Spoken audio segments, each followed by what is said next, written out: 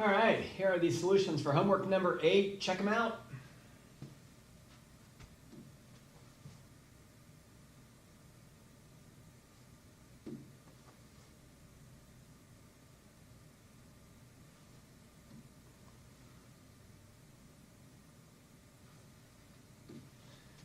All right, so the big thing here is using slope-intercept form for an equation.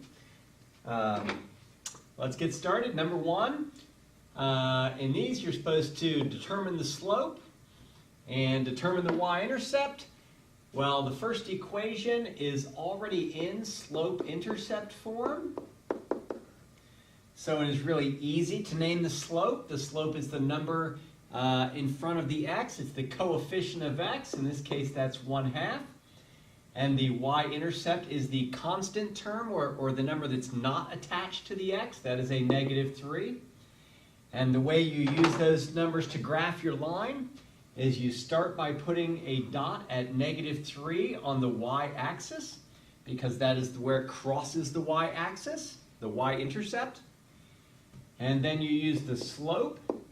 Remember, slope is equal to rise over run. So I'm going to go up 1, and I'm going to go right 1. So up 1, right 2. How about that? Up 1, right 2, up 1, right 2. I can also switch both directions and go the other way. Instead of going up and to the right, I can go down and to the left. And my line ends up looking like that. Problem number 2. This equation is already in slope-intercept form. I know that because the y is by itself. The number in front of the x is the slope, and the number that is not with the x is the y-intercept. So in this case, my slope is right here. It's 3. My y-intercept is here. It's a +1. This is easy to graph a line when you know these two things, because the y-intercept is the point where it crosses the y-axis. So you'd start by putting a point on your graph where it crosses the y-axis. And then you'd use the slope, which, remember, the slope is equal to rise over run. Well, my slope is 3, so I might want to make 3 into a fraction so that it's the rise over the run. The rise is 3, and the run is 1. I'm going to go up 3, right 1. 1, 2, 3, 1. 1, 2. And then I run out of graph, don't I? So what I can always do, instead of going one direction, I can switch both directions. And instead of going up and to the right, I can go down and to the left. 1, 2, 3, 1. 1, 2, 3, 1. And so my line looks like that. Problem number 3 and 4, I'm just supposed to change these equations into slope-intercept form. That means just get the y by itself. So I'm going to start by subtracting 2x from both sides. Now when I write the right side of the problem down, I've got these two terms. I've got this +18 and this -2x. And I prefer to put them in, I prefer to put the x term first. So I'm going to put the -2x first and the +18 second. However, if you wrote 18 minus 2x, it's not necessarily wrong. I just prefer to put the x term first, because that is the way slope-intercept form is in order. And then I would finish it off by dividing everything by -3. And that would give me y equals 2/3 x. Remember, a negative divided by a negative is a positive, minus, because a positive divided by a negative is a negative, 6. And once I have it in slope-intercept form, this is slope-intercept form, then I can name the slope. The number in front of the x is the slope, and I can name the y-intercept. That's the number to the right. All right, again, I want to get the y by itself. So I'm going to start by subtracting x from both sides. That gives me 4y equals, again, I could put 12 minus x, or I could put minus x plus 12. And I prefer to put minus x plus 12. And then I'm going to divide everything by 4. And that's going to give me y equals, so when I get to the negative x divided by 4, you're going to want to remember that there is a 1 in front of that x. And so this is really negative 1/4 x, and positive 12 divided by 4 is 3. Now I'm in slope-intercept form. My slope of that line is the number in front of the x, that'd be the negative 1/4, and the y-intercept is the 3. Next up, I want to write an equation in slope-intercept form if I know the slope and the y-intercept. Well, that's really easy. If you know the slope and you know the y-intercept, then all you have to do is plug the slope in for m and plug the y-intercept in for b, and you've got your equation. So in this case, it would be y equals 1/2 x minus 7. Or in number 6, if I plug the slope in for m and I plug the y-intercept in for b, I get y equals negative 3 times x plus 8. All right, the next thing I'm supposed to do is very similar to numbers 5 and 6. This time I need to look at a line on a graph and write the equation for it. So if I want the equation for the line here in number 7, the first thing I need to know is what's the slope of the line. So I'm going to use the triangle method, and I'm going to figure out that it's a rise of 1 and a run of 4. That is a slope of 1/4. And of course, the y-intercept is right here, which is at negative 3. So my equation, again, once you know the slope and you know the y-intercept, you simply substitute the slope in place of the m and substitute the y-intercept in place of the b. So mine would be y equals, and when I substitute the slope in, it would be 1/4 x, and then minus 3 when I substitute the y-intercept in. In problem number 8, if I want to write an equation for this line, the first thing I need to do is figure out the slope of this line. So I'm going to use the triangle method. It looks like I'm going down 2 boxes and right 1. Remember, the slope is the rise over the run. So in this case, it's negative 2 over 1, or just negative 2. And the y-intercept would be where it crosses the y-axis. That looks like that's at 4. So, once you have those two things, the slope and the y-intercept, you can simply plug the slope in for m and plug the y-intercept in for b, and you would have y equals negative 2x plus 4 as the equation for that line. For 9 and 10, I need to take each equation and change it into slope-intercept form. In number 9, again, I want to get the y by itself. That's my ultimate goal. So, first I'm going to subtract 8x from both sides. When I do that, I am left with 2y equals, and now I've got these two terms over here. I could either write 18 minus 8x, or I could write minus 8x plus 18, and I prefer to do the second one, negative 8x plus 18. And then I need to divide everything by 2 to get the y by itself. Negative 8 divided by 2 is negative 4x, and 18 divided by 2 is positive 9. So I am now in slope-intercept form. The slope of this line would be the number in front of the x, that's the negative 4, and the y-intercept of this line would be the constant term, the 9. In number 10, again, I want to get the y by itself. So the first thing I'm going to do is subtract x from both sides.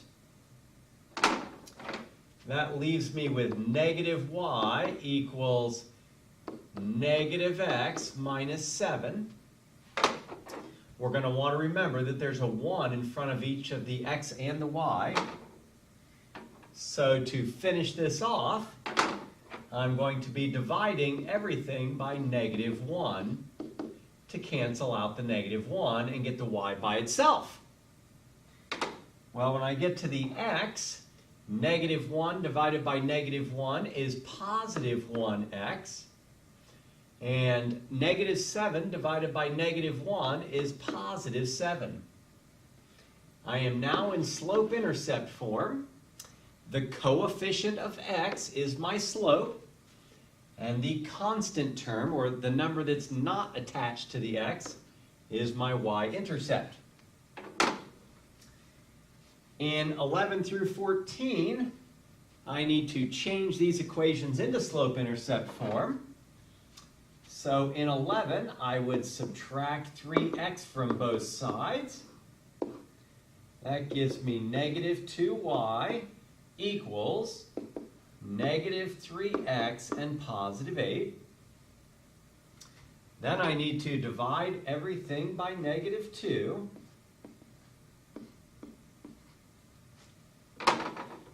Now you got to watch the signs here.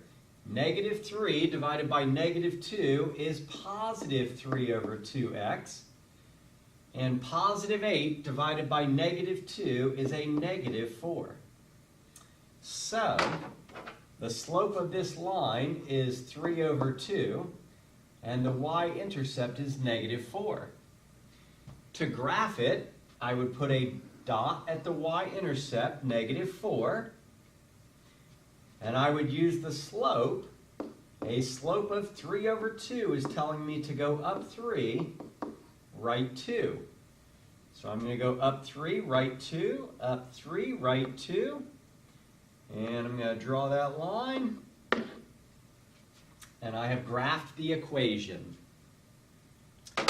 Number 12, to put this in slope-intercept form, I'm going to want to subtract 6x from both sides.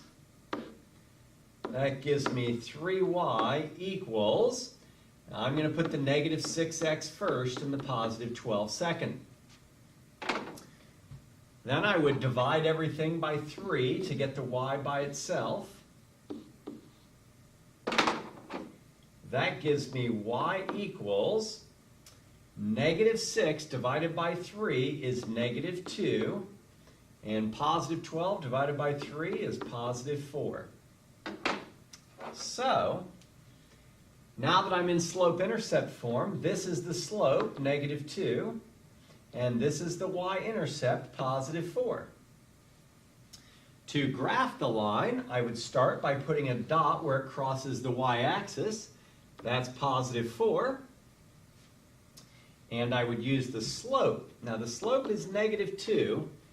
I like the slope to be a fraction, so I'm going to put that over 1. And a slope of negative 2 over 1 is telling me to go down 2, right 1. So I'm going to start at the y-intercept and go down 2, right 1, down 2, right 1, down 2, right 1. One more time. And I've gone all the way across the graph. And my line would look something like that. All right, number 13. I would start by subtracting x from both sides to get the y by itself. That gives me 3y equals negative, now remember there's a 1 in front of that x, negative 1x plus 9. Then to get the y by itself, I would divide everything by 3. And I would end up with y equals negative 1/3 x plus 3. So now that I'm in slope-intercept form, the slope is the coefficient of x, that would be negative 1/3, and the y-intercept is the constant term, that would be 3. To graph the line, I would start by putting a dot at the y-intercept, that's 3, and I would use the slope, which is negative 1/3. Remember, slope is rise over run. This is telling me to go down 1 and right 3. So I'm going to start at the y-intercept and go down 1, right 3, down 1, right 3. Or I can switch both directions, and instead of going down and to the right, I can go up and to the left. And so my line looks like that. All right, last one. I want to put this in slope-intercept form. So I'm going to start by adding 8x to both sides. That's going to give me 4y equals positive 8x and minus 20. And then to get the y by itself, I'm going to divide everything by 4. And I get y equals 8 divided by 4 is 2, and negative 20 divided by 4 is negative 5. So the slope of this line is 2, and the y-intercept is negative 5. Remember, the slope is the number in front of the x, and the y-intercept is the number that is not attached to the x. To graph this line, I would start by putting a dot at the y-intercept, which is negative 5. And then from there, I would use the slope to plot some additional points. The slope of this line is 2, which if you make it into a fraction is 2 over 1. So the slope is telling you to go up to right 1. So let me go up to right 1, up to right 1, again, and one more time. And my line looks like that. All right, last two questions. I'm supposed to write an equation for the line. To write an equation for this line, I need to know what its slope is and what its y-intercept is. I see right there its y-intercept is 2, so I'll go ahead and say that. And to get the slope, I'm going to do the triangle, and it looks like this slope has a rise of 1 and a run of 1. So that would just be 1. So now that I know the slope and the y-intercept, I can write the equation. Remember, I am just substituting the slope in place of the m and the y-intercept in place of the b. The equation for this line is y equals 1x plus 2. And the last one, if I want to figure out an equation for this line, I need to figure out its slope and I need to figure out its y-intercept. Well, the y-intercept is right here at 0. I'm afraid the slope of this one's a little tricky. This point right here and this point right here are supposed to be on the line, and it's right where those arrows are, so it makes it a little hard to see. And to figure out the slope, you would do the triangle. This has a rise of negative 1, and it has a run of 5. So the slope of this line is negative 1 over 5. And then when you go ahead and write the equation, of course, all you do is substitute the slope in place of the m and substitute the y-intercept in place of the b. Of course, you don't need to write plus 0 because that doesn't really change anything. So you could just write this one y equals negative 1/5 x, and that'd be a better way to write it. All right?